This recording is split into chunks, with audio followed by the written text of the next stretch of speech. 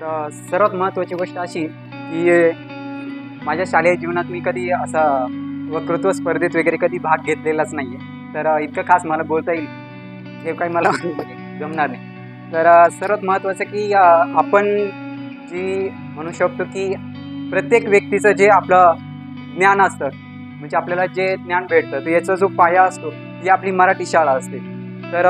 मराठी शाळेत आपल्याला वेगवेगळ्या प्रकारचं ज्ञान भेटत असतं आणि इथूनच आपण प्रत्येक जे महापुरुष आहे ते मोठे झालेले आहे. तर सरांनी सांगितल्याप्रमाणे जी इंग्लिश मीडियम स्कूल आहे, जे शाळा आहे, ती इंग्लिश ही जी ग्लोबल लँग्वेज आहे, म्हणजे एक जागतिक भाषा आहे, ती येणं गरजेचंच आहे. पण त्यासोबत आपली जी सांस्कृतिक भाषा आहे किंवा आपण जे मातृभाषा म्हणतो याकडे लक्ष देणं पण खूप गरजेचं आहे. जे शिक्षक वर्ग आहे तर हे तर मुलांकडे लक्ष देतातच, पण त्यापेक्षाही महत्त्वाचं असं की आपले जे पालक आहेत, मुलांचे पालक, ते स्वतःच्या मुलांकडे किती लक्ष देतात, त्यांच्या अभ्यासाकडे किती लक्ष देतात, हे तितकंच महत्त्वाचं आहे. काय वाटतं सर? राईट. सर्वात महत्त्वाचं की आपण म्हणजे प्रत्येक विद्यार्थ्यांच्या पालकांनी हे स्वतःच्या मुलांकडे लक्ष देणे गरजेचं आहे. कमीत कमी ॲटलिस्ट 1 तास का होईना तर त्यांचा अभ्यास घेणं गरजेचं आहे. कारण की शाळेत आपण मुलांचा अभ्यास म्हणजे शिक्षक तर घेतातच, पण तसे रिव्हिजन करणं हे प्रत्येक पालकांचं काम आहे. तिथून आपला मुलगा घडणार आहे. आपण प्रत्येक व्यक्ती आता आपण ऐकतोय किंवा बघतोय की मराठी शाळेला दोष देत आहे. तर दोष देण्याचं कारण काय की मुलांना काय येतच नाही असं प्रत्येक पालकांचं मत आहे. आणि कुठेतरी आपण बघितलं ना तर मुलांना आपल्याला तसं दिसून येतं की मुलांना मराठी खास वाचता येत नाही किंवा गणित खास जमत नाही. तर याचं मेन आपण म्हणू शकतो की कुठेतरी आपले पालकसुद्धा कमी पडत आहे. शिक्षक त्यांच्या पद्धतीने एक आपण म्हणतो एफर्ट्स टाकणं, ते त्यांच्या पद्धतीने ते बेस्ट देण्याचा प्रयत्न करतात, परंतु पालकांचं पण एक कर्तव्य आहे की ते स्वतःचं बेस्ट देणं, स्वतःचा जो मुलगा आहे, स्वतःचे जे आपण म्हणू शकतो मुलं, यांना घडवण्याचं काम हे त्यांचं पण काम असतं. माझे सांगण्याचा एक हेतू असा होता की आम्ही या शाळेतूनच मोठे झालेलो आहे. या शाळेत आमचं 1ली ते 4थी इथपर्यंत शिक्षण झालेलं आहे, म्हणजे हा आमचा मूळ पाय आहे. आणि इथूनच आम्ही आत्ता ज्या स्टेजला आहे तर त्या स्टेजला मी इथूनच आलेलो आहे. मी माझ्या 5वी ते 10वीच्या शिक्षण घेत असताना एक कविता मला म्हणजे विंदा करंदीकर यांची एक कविता मला खूप आठवते. तर ते कवितेचं एक बोला असं म्हणू शकतो की घेणाऱ्याने घेत जावे, देणाऱ्याने देत.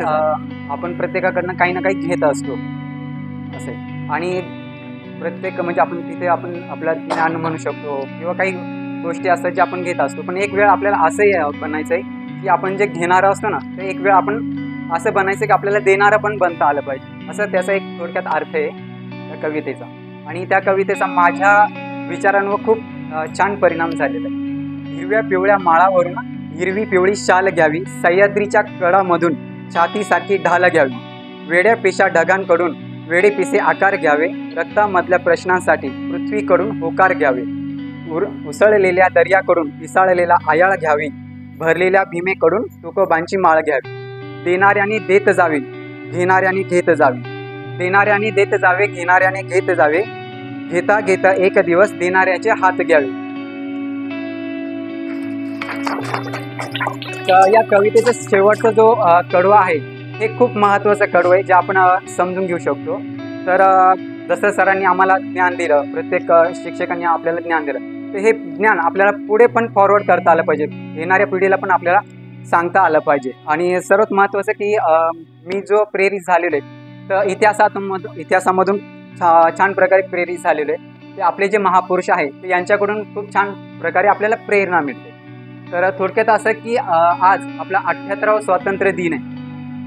आपण हा जो स्वातंत्र्य दिन साजरा करतो हा फक्त ब्रिटिश जे होते, ज्यांनी 150 वर्ष आपल्यावर राज्य केलं, तर त्यांच्यापासून आपण मुक्त झालो, त्यासाठी आपण हा स्वातंत्र्य दिन साजरा करतो.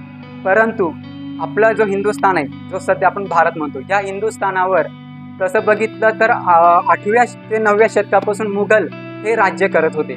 आणि ते राज्य करत होते आपण म्हणू शकतो 17व्या शतकापर्यंत. 17व्या शतकामध्ये एक महापुरुषाचा जन्म झाला, छत्रपती शिवाजी महाराज. शिवाजी महाराजांच्या या प्रेरणेतून आणि त्यांच्या इतिहासातून आम्हाला खूप छान प्रकारे प्रेरणा मिळते. आता सर्वात महत्त्वाचं की आम्हाला जो इतिहास समजला हा इयत्ता 4थीमधील जो इतिहास विषय आहे, यातून मला इतिहास समजलेला आहे आणि हा इतिहास मला पुढे फॉरवर्ड करण्यासाठी, येणाऱ्या पिढीला समजवण्यासाठी मी एक छोटासा उपक्रम म्हणू शकतो, एक कल्पना माझ्या आपण माइंडमध्ये आली आणि ती कल्पना मी आज सर्वांसमोर मांडण्याचा प्रयत्न करतो. तर ह्या ज्या मी नोटबुक आणलेलं आहे, वही, तर ही खास मी कोल्हापूरमधनं मागवलेली, ऑनलाईन मागवलेली. ऑनलाईन म्हणण्यापेक्षा मी कॉन्टॅक्ट केला होता, तर त्यांच्याकडून ही मागवलेली नोटबुक आहे. तर या नोटबुकची खासियत, वैशिष्ट्य असं आहे की ही जी नोटबुक आहे, आता आपण 4थीपर्यंत जो 4थीत इतिहास समजून घेतो, तर हा फक्त आपण ओरली इतिहास आपण म्हणू शकतो. तर तो आपल्याला समजतो. ज्या छोट्या छोट्या ज्या घटना आहे महत्त्वाच्या ते त्यात दिलेल्या आहे. पण महत्त्वाच्या ज्या घटना जिथे घडलेल्या आहे, ओके, जे आपण प्लेस किंवा जे स्थळ म्हणू शकतो, त्या स्थळांची यावर माहिती दिलेली. ह्या ज्या आहे तर ह्या नोटबुक यावर सर्व गड किल्ल्यांची माहिती दिलेली विशेष म्हणजे. आणि ह्या गड किल्ल्यांमध्ये वेगवेगळ्या प्रकारचे गड किल्ले आहे. जसं राजगड आहे, रायगड आहे, वेगवेगळे गड किल्ले. तर ही इतिहासाची माहिती येणाऱ्या पिढीला पण चांगल्या पद्धतीने समजून यावी किंवा त्यांना समजावी, यासाठी हा छोटासा माझा उपक्रम असणार आहे. तर मी प्रत्येक मुलांना ही नोटबुक देणार आहे आणि सोबतच एक पेन पण देणार आहे.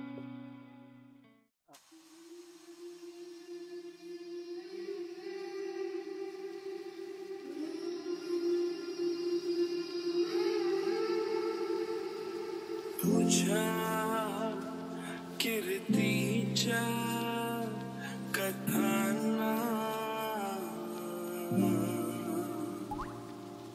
आम्ही पुसल कवच,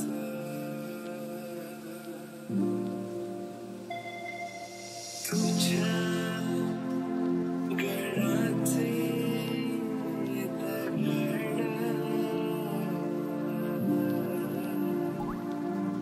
कधी येऊन तू वाच,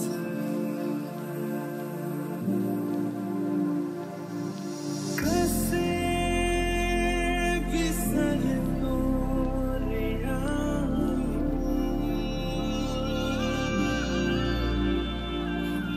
आम्हा साऱ्यांचा तू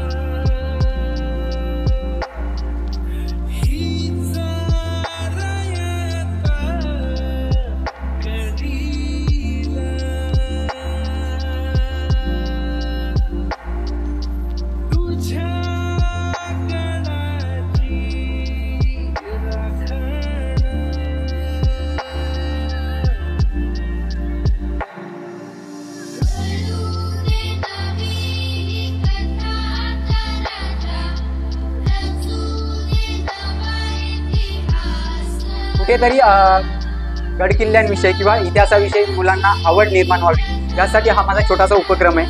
हा उपक्रम तुम्हाला कसा वाटला हे नक्की कळवा. जय शिवराय.